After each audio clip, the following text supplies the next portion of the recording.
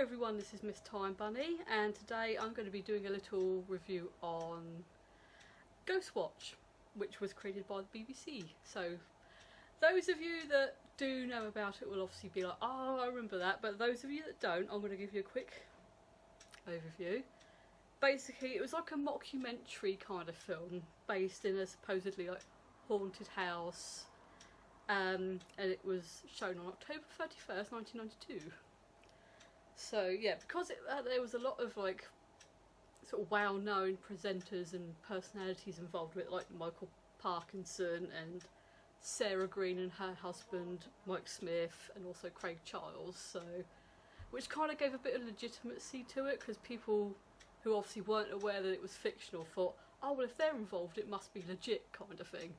So it was basically, so as I was saying, it was based that this house was supposedly haunted by a poltergeist, and basically, try not to spoil it too much, but a lot of shenanigans then kick off, as it were.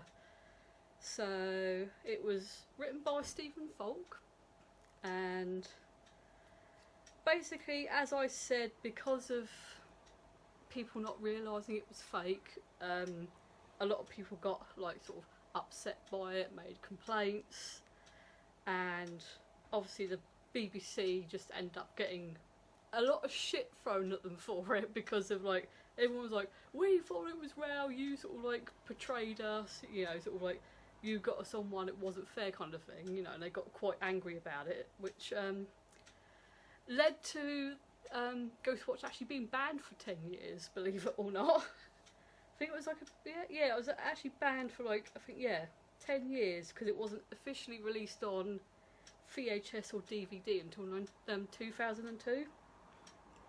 Because of it, you know, because I think the BBC had got so much crap for it, they were like, yeah, no, we're not going to show that anymore, we're going to put that away, you know, sort of thing.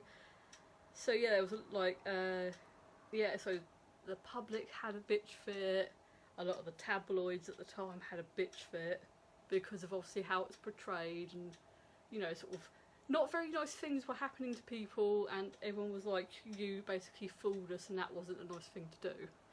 So, but I'd say definitely go and like look it up, get the DVD if you can, if you want to watch it, because I don't want to spoil it too much, but basically that was like a general gist of sort of like the sort of programme itself, and the fact, you know, it did cause a lot of hoo-ha the day after it was shown, because people legit thought it was real. It's almost like an Orson Welles War of the Worlds thing. There's a whole story that apparently like the whole of America went into pandemonium because they thought it was real. So. But yeah, sort of like, I have watched it, and personally I actually sort of like really enjoyed it, even though I didn't see it until I think years later. It was probably like, it probably was around about sort of like 2000, well 2002 onwards, early 2000s, that I actually picked it up on DVD, because I never saw it originally when it was like shown on October 31st, 92.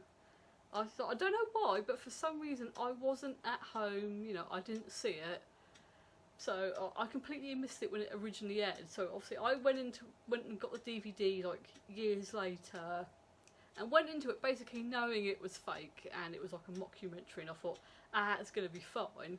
But I came out of it and I was thinking like, that was actually really bloody good, even though I knew that it was a load of fakery, and just like, sort of like, nah, I'm not going to get scared by this. I was actually like, I'm actually like kind of getting the EBGBs from this. It's like, well, I can actually talk. But yeah, I personally like really enjoyed it, even though I was scared to sort of crap out myself watching it, you know.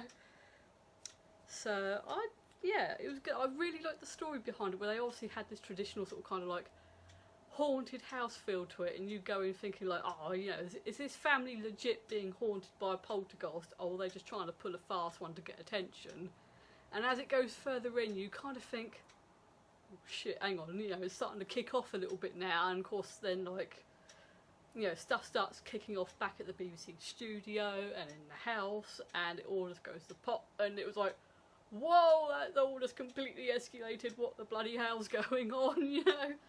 But yeah, I personally did really, really like it. I just think it was so, like, but at the time it was quite an original idea. I don't think the BBC had ever, or anyone else had really done something like that at the time. this almost like sort of, you know, big sort of like haunting type thing. I mean, okay, the BBC did get themselves into like massive trouble afterwards, and you know, the public and the tabloids had a go at them, saying like, you shouldn't have fooled people. And yes, okay, there was something else that came off of that, like a young man called Martin Denham, who was an 18-year-old man with learning difficulties and the mental age of 13.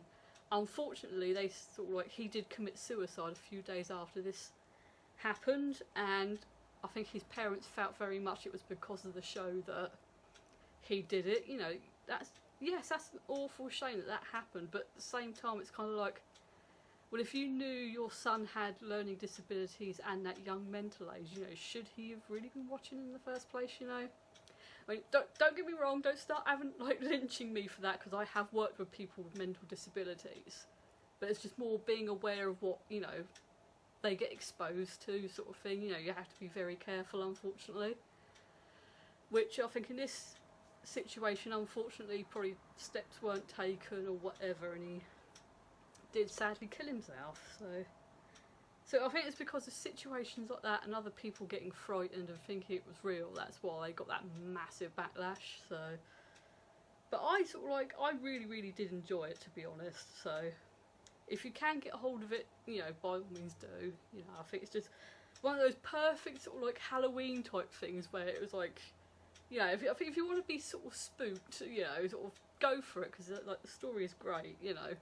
It's like, I don't want to say too much about it because I don't want people to like have it spoiled, you know, but it is kind of like a general sort of like, you know, is this family being genuine, or you know, are they sort of like kind of hoaxing? But then it all starts kicking off, you know, as it were, as a probably like a very brief overview of the story without spoiling it too much, you know, because like I'd hate to sort of like spoil it for anyone who maybe hasn't watched it even now.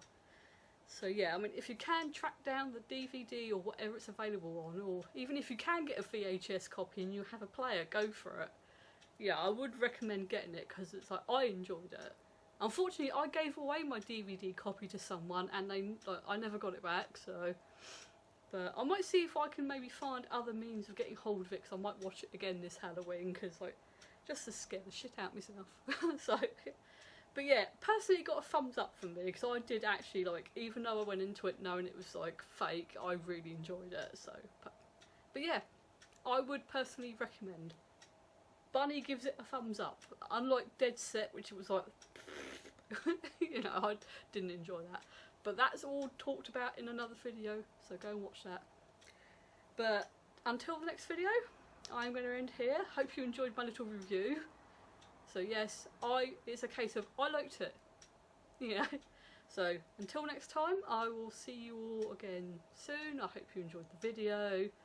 Please do like, share the video, subscribe if you're new. It's much appreciated. I want to get to 1,000 subscribers at some point. Then I can work on getting my 4K views and watch time. So yeah, by all means, like, share this with your friends, comment, like, you know, encourage them subscriptions, and if you can financially support the channel in any way, I do have links in the description. You know, sort of any financial help that anyone can give will be absolutely bloody marvellous, because it will all go into keeping my channel running. So, but if you can't financially support, don't worry, because just being here watching the video is much appreciated, and I do appreciate the views and the support. But until, as I said, until next time, I'll see you all again soon. Bye! On Saturday night, we'll be visiting the most haunted house in Britain. But will the ghosts be there? Can you take it? Ghostwatch, a Screen One special for Halloween, Saturday at 9:25 on One.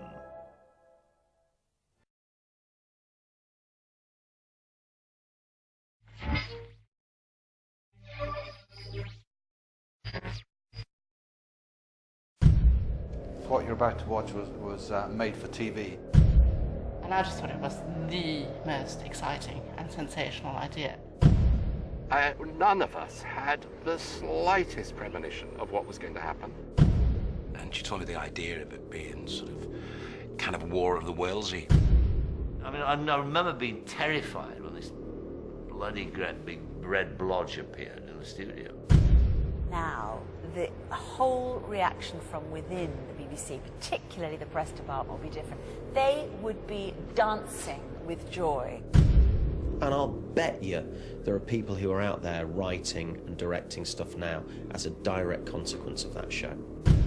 As the director, when the boat leaves the harbour, you know, you just think, is it going to float? And that's all you want to know is it, you know, is it going to float? Is someone going to see it?